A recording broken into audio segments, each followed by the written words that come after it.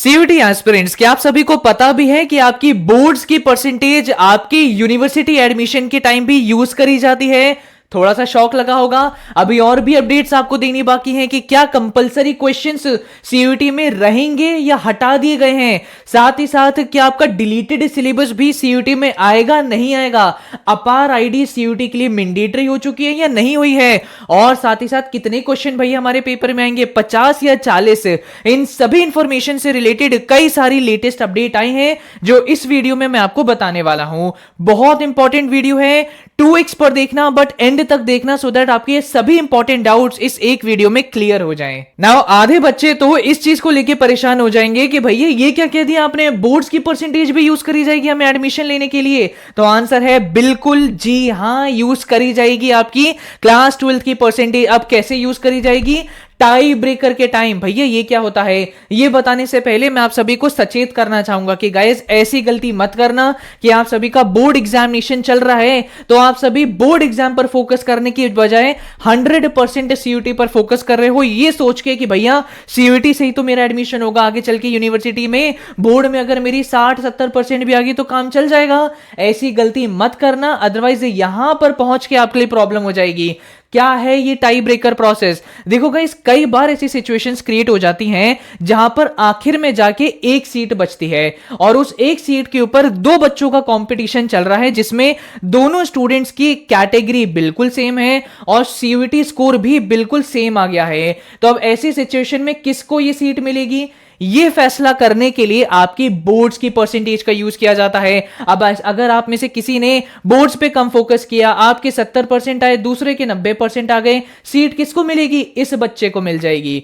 तो इसीलिए मैं आप सभी को बोलना चाहूंगा 12th पर भी आपको इक्वली फोकस करना पड़ेगा सो दैट ये जब टाई ब्रेकर की सिचुएशन हो उसमें आपको सीट मिले। नाउ अब आप सभी के लिए बहुत क्रूशियल अपडेट्स हैं। सबसे पहला तो क्या भैया कंपलसरी क्वेश्चंस अभी आएंगे सीयूटी में या हटा दिए जा चुके हैं? साथ ही साथ भैया डिलीटेड सिलेबस हमारे सीयूटी में आएगा या नहीं आएगा? कई बच्चों को पता ही नहीं है कि आपका डिलीटेड सिलेबस क्या है। देखो गाइस, कई सारे ऐसे चैप्टर्स होते हैं, कई सारे ऐसे टॉपिक्स होते हैं जो सीबीएसई बोर्ड क्लास 12th में आने से डिलीट कर देता है। तो वो जो डिलीटेड पोर्शंस होते हैं, वो जो डिलीटेड चैप्टर्स होते हैं, उनसे रिलेटेड सवाल आपके क्लास 12th बोर्ड में तो नहीं आते, लेकिन अनफॉर्चुनेटली सीयूटी यूजी में आ जाते हैं। तो क्या इस बार वो क्वेश्चंस पूछे जाएंगे उन पोर्शन से या नहीं? और साथ ही साथ भैया कितने सवाल हमारे पेपर में आएंगे, 50 आएंगे या 40 आएंगे? ये सभी का आंसर इस एक छोटे से पैराग्राफ में है। सो रिसेंटली गाइस, हमारे यूजीसी के चेयरमैन मिस्टर जगदीश कुमार जी का इंटरव्यू लिया गया था बाय इंडियन एक्सप्रेस, जिससे रिलेटेड एक डिटेल्ड आर्टिकल पोस्ट किया गया था। पूरा आर्टिकल पढ़ने की जरूरत नहीं है, बस इतने से पोर्शन में आपको आपके आंसर मिल जाएंगे।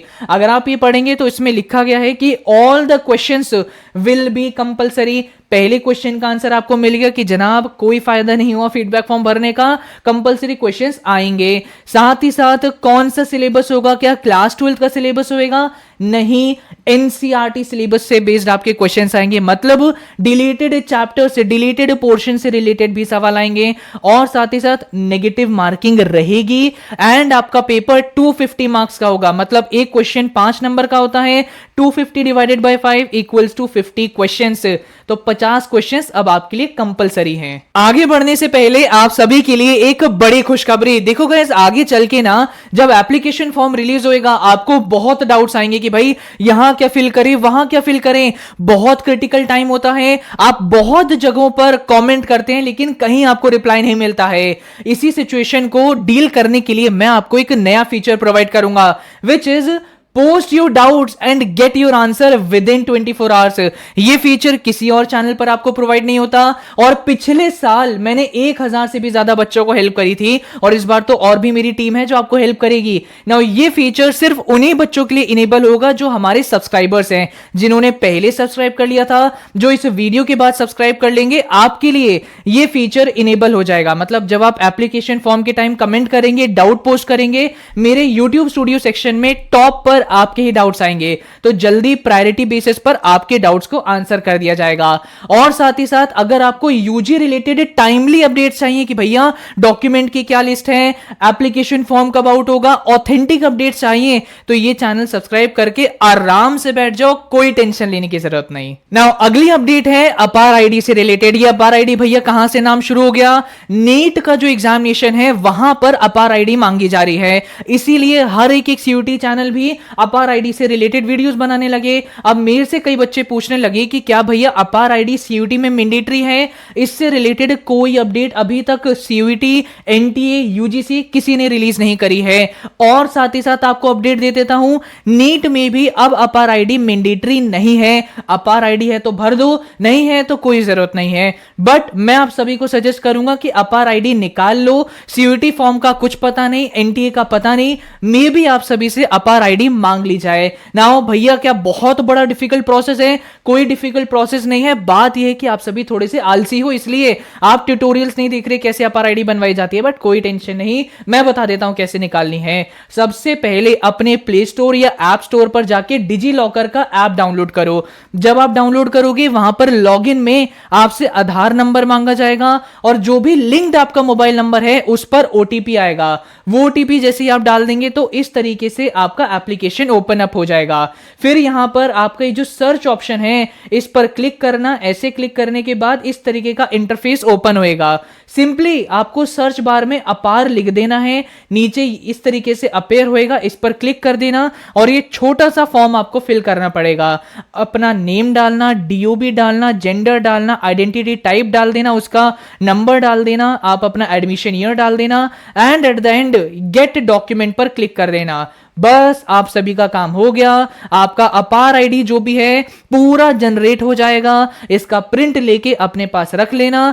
अगर सीयूटी में काम आएगा तो आराम से भर पाओगे, अदरवाइज उस मोमेंट पर पैनिक हो जाओगे। और साथ ही साथ गाइस आखिरी में और कुछ क्रूशियल अपडेट्स हैं। देखो गाइस, जो भी चीजें पीजी एप्लीकेशन फॉर्म में देखने को मिलती हैं, कोई भी चेंज अगर पीजी में होता है तो वही चीजें आगे चल के यूजी में भी देखने को मिलती हैं। पिछले साल पीजी का एप्लीकेशन फॉर्म रिलीज हुआ, पोर्टल ही चेंज हो गया। समर्थ पोर्टल था, अब एनटीए का अपना पोर्टल आ गया। कुछ समय बाद यूजी का फॉर्म आया, तब अगेन समर्थ पोर्टल की बजाय एनटीए का पोर्टल आ गया। तो जो पीजी में चेंज होते हैं वो यूजी में देखने को मिल जाते हैं। इस बार हमें देखने को मिला है कि यूपीजी का एप्लीकेशन फॉर्म का जो फी होता है ये 200 रुपए बढ़ा दी गई है, लॉजिस्टिक्स और इन चीजों को इंप्रूव करने के लिए, जो यूजी में भी हो सकता है। और साथ ही साथ पीजी के फॉर्म में यूनिवर्सिटी सिलेक्शन इस बार रिमूव कर दिया गया है। पहले क्या होता था कि आप कौन कौन सी यूनिवर्सिटी में एडमिशन लेना चाहते हैं, भैया मैं डीयू में जाना चाहता हूं, मैं बीएचयू में जाना चाहता हूं, मैं जामिया में जाना चाहता हूं, मैं जवाहरलाल नेहरू यूनिवर्सिटी में जाना चाहता हूं, तो ये सब पहले आपको सिलेक्ट करना पड़ता था पीजी के फॉर्म में। लेकिन इस बार यहां पे सिलेक्ट करने का ऑप्शन नहीं है, तो हाई चांसेस हैं कि इस बार सीयूईटी के फॉर्म में भी आपको यूनिवर्सिटी सिलेक्ट करने का ऑप्शन ना दिया जाए। अगर ऐसा होता है तो जो बच्चे बिल्कुल उत्साही होते हैं कि भैया जैसे ही अपडेट आएगी यूनिवर्सिटी फॉर्म रिलीज होगी और भरने लग जाते हैं, तो घबरा मत जाना अगर आपको यूनिवर्सिटी सिलेक्ट करने का ऑप्शन ना दिखे। मे बी पीजी में रिमूव हुआ है तो यूजी में भी रिमूव हो जाए। सो ये अपडेट्स मुझे और आप सभी को देनी थी। आई होप आप सभी के मैंने सारे डाउट्स इस एक वीडियो में ऑथेंटिक सोर्सेज को बेस रख के क्लियर कर दिए हैं। और भी कोई डाउट है पोस्ट कर देना, मैं डेफिनेटली आपको हेल्प आउट जरूर करूंगा। Thank you, all the very best, and don't forget to subscribe this channel.